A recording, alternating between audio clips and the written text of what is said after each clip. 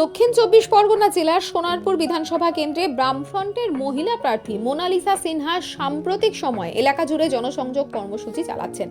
তিনি বিভিন্ন পাড়া ও গ্রাম পরিদর্শন করে সাধারণ মানুষের সঙ্গে কথা বলছেন এবং তাদের দৈনন্দিন সমস্যার কথা শোনার চেষ্টা করছেন।